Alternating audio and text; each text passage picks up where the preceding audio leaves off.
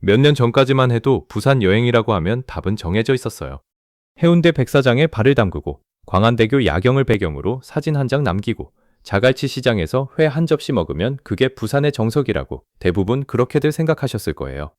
실제로 부산을 찾는 외국인들도 10년 넘게 그 코스만 밟았고 여행 책자에 실리는 사진도 늘 그 세 군데였거든요. 부산이라는 도시의 얼굴은 오랫동안 해운대의 화려한 고층 빌딩과 눈부신 백사장, 딱 그 이미지로 굳어져 있었던 셈이에요. 그런데 지금 부산 관광 지도를 펼쳐보면 참 묘한 일이 벌어지고 있어요. 그 화려한 해운대도 광안리도 아닌 다리 하나 건너면 나오는 작고 낡은 섬 하나가 외국인들 사이에서 조용히 폭발하고 있거든요. 한때 조선소가 떠나고 인구가 절반 가까이 빠져나가면서 다들 저물어 간다고 여겼던 그 섬으로 지난 1년 사이 외국인 방문객이 무려 12배 넘게 불어난 거예요. 해운대의 뻔한 바다 풍경에 질린 사람들이 낡은 배들이 정박한 투박한 부둣가로 발걸음을 돌리고 있는 거죠. 많은 분들이 이걸 두고 그냥 요즘 유행하는 감성 카페 하나 잘 터진 거 아니냐고 생각하실 수 있어요. 인스타그램에 사진 잘 나오는 카페 하나 생기면 사람들 몰리는 거야 흔한 일이니까요. 그런데 그 말로는 지금 영도에서 벌어지는 이 12배라는 숫자가 도무지 설명이 안 되거든요. 카페 하나로 나라 밖에서 사람들이 비행기를 타고 찾아오지는 않으니까요. 오늘은 우리가 낡았다고 저물었다고 지나쳤던 이 섬에 세계가 왜 먼저 값을 매기기 시작했는지 그 진짜 이유를 숫자를 따라가면서 하나씩 풀어볼게요. 이야기의 무대는 부산 영도구예요. 부산 도심에서 영도대교나 부산대교를 건너면 바로 닿는 섬인데 이곳은 사실 우리나라 근대 산업의 심장 같은 곳이었어요. 지금은 카페 사진으로 유명해졌지만 불과 얼마 전까지만 해도 영도 하면 떠오르는 건 커피가 아니라 쇠를 두드리는 망치 소리였거든요. 배를 만들고 고치는 도시, 그게 영도의 원래 얼굴이었어요.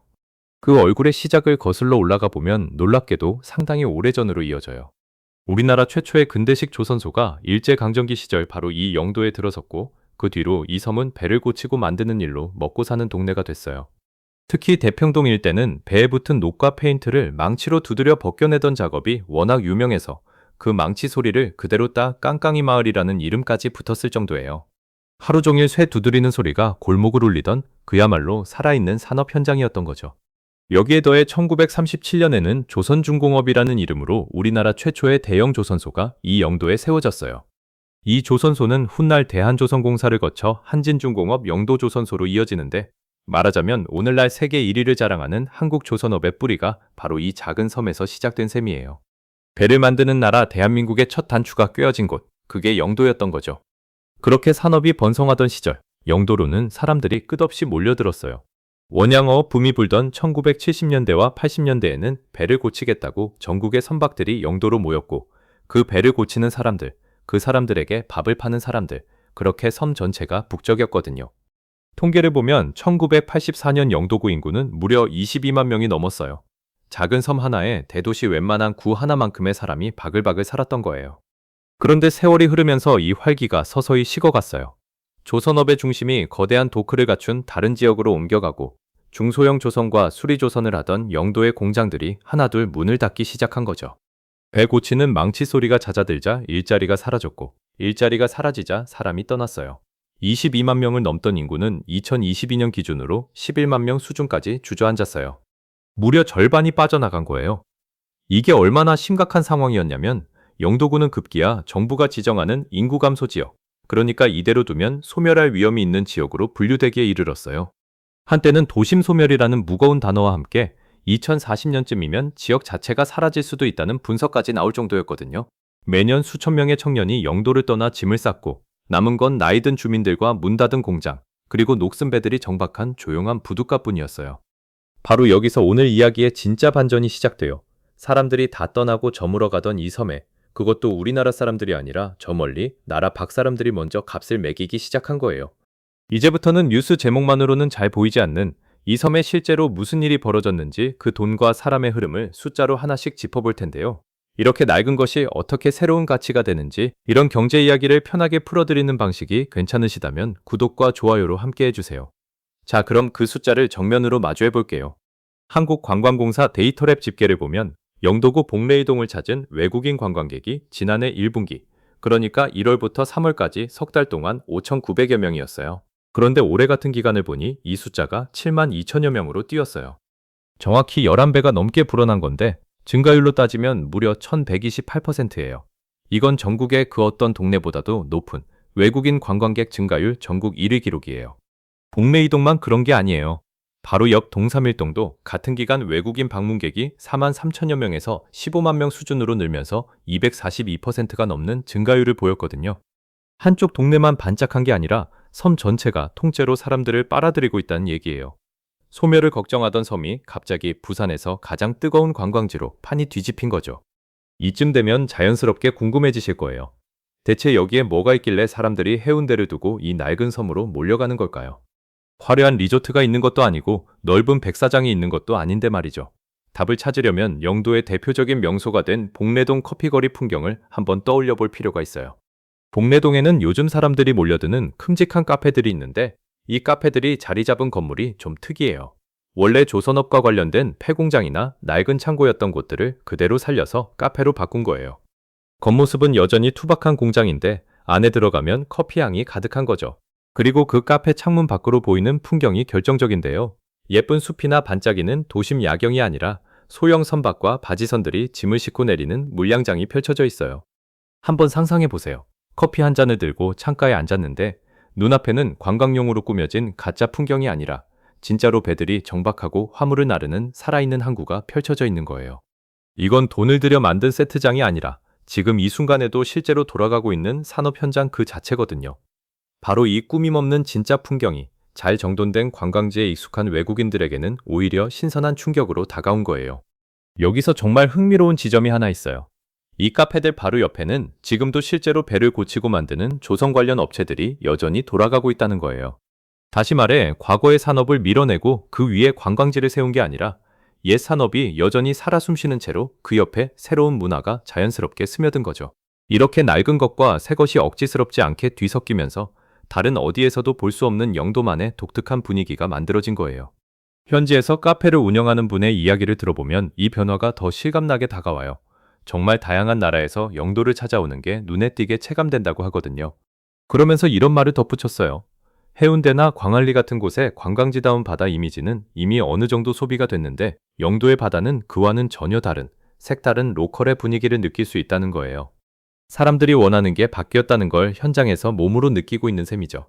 자, 그런데 여기까지는 눈에 보이는 현상일 뿐이에요. 낡은 공장을 카페로 바꿨더니 외국인이 몰려왔다. 이 정도로 이야기를 끝내면 우리가 놓치는 게 너무 많거든요. 그렇다면 왜 하필 지금, 왜 하필 이렇게 갑작스럽게 이런 일이 벌어졌는지 그 수면 아래의 구조를 한 걸음 더 들어가서 들여다볼 필요가 있어요. 이건 단순히 카페 하나가 잘된 이야기가 아니라 전 세계 여행 트렌드 자체가 근본적으로 바뀌고 있다는 신호거든요. 예전에 여행이라는 건 남들이 다 가는 유명한 곳에 가서 남들과 똑같은 사진을 찍어오는 게 목적이었어요. 파리에 가면 에펠탑, 부산에 오면 해운대, 이렇게 정해진 정답지를 확인하고 오는 여행이었던 거죠. 그런데 SNS가 일상이 되고 전 세계 사람들이 서로의 여행 사진을 실시간으로 보게 되면서 이런 뻔한 풍경은 더 이상 특별하지 않게 됐어요. 누구나 가진 사진은 자랑거리가 안 되니까요.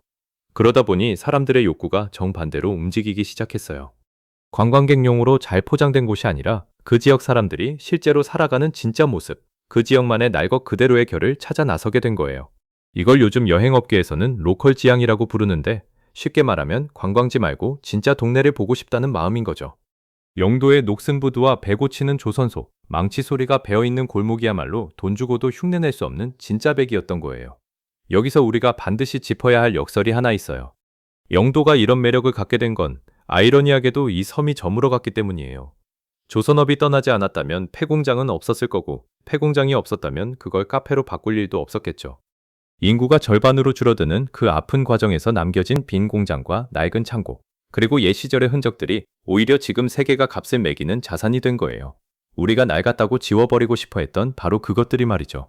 만약 영도가 소멸을 막겠다고 그 낡은 공장들을 전부 밀어버리고 다른 신도시처럼 번쩍이는 새 건물과 아파트를 올렸다면 어땠을까요?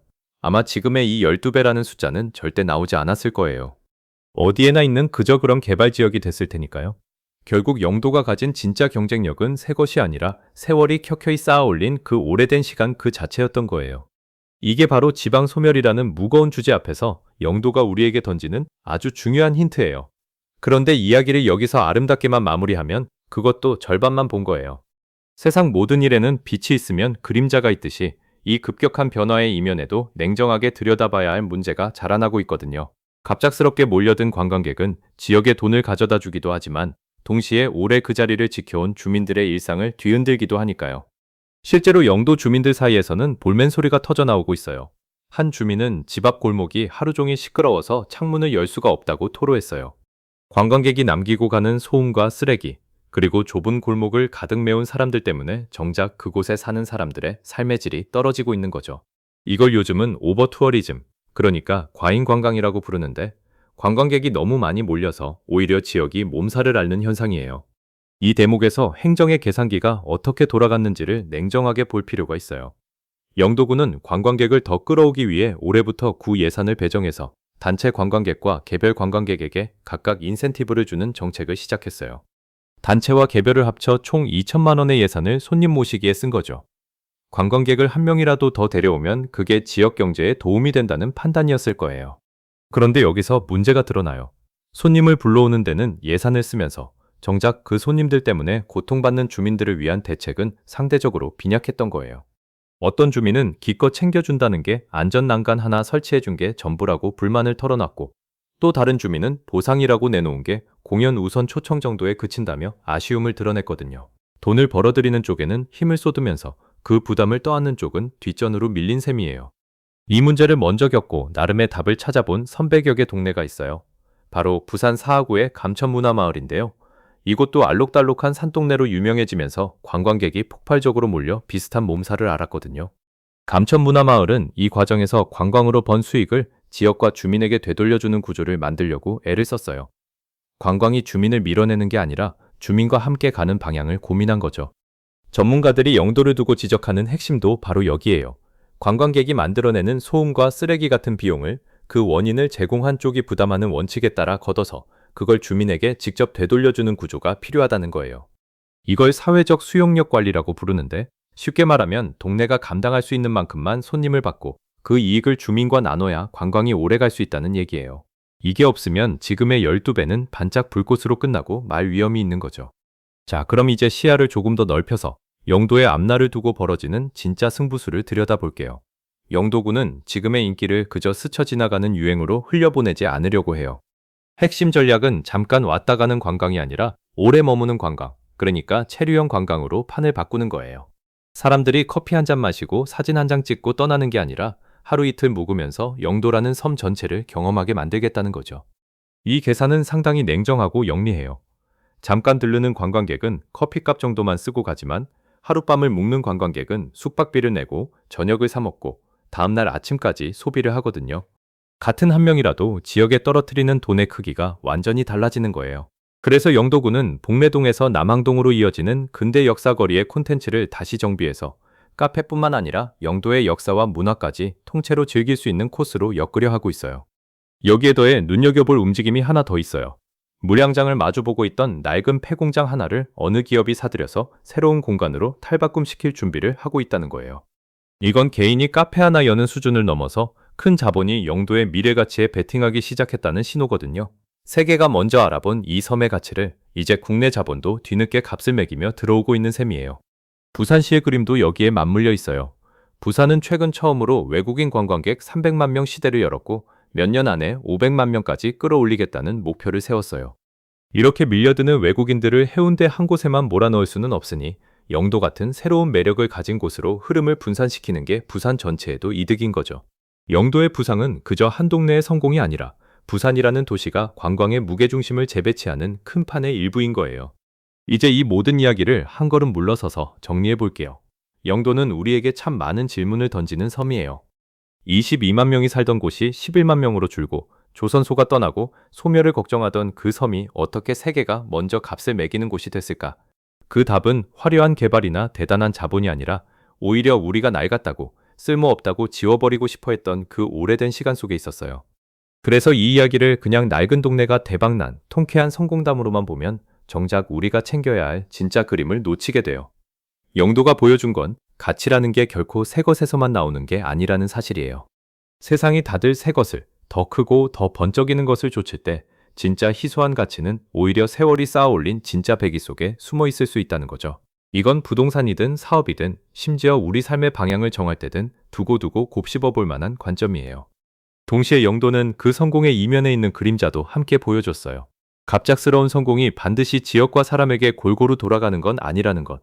그 열매를 어떻게 나누느냐에 따라 이 섬의 미래가 반짝 불꽃으로 끝날지 오래가는 불씨가 될지 갈린다는 것을요. 결국 우리가 이 사건에서 진짜 챙겨야 할 것은 낡은 게 뜬다더라 하는 단편적인 정보가 아니라 세상이 무엇에 값을 매기고 무엇을 버리는지 그 흐름을 읽어내는 눈인 것 같아요. 여러분은 어떻게 보셨나요? 저물어가던 섬이 세계의 주목을 받게 된 이 변화가 앞으로도 계속 이어질 거라고 보시는지, 아니면 여느 유행처럼 잠깐 뜨거웠다 식어버릴 거라고 보시는지, 여러분의 생각을 댓글로 편하게 들려주시면 저도 다음 이야기를 준비하는데 큰 힘이 될 것 같은데요.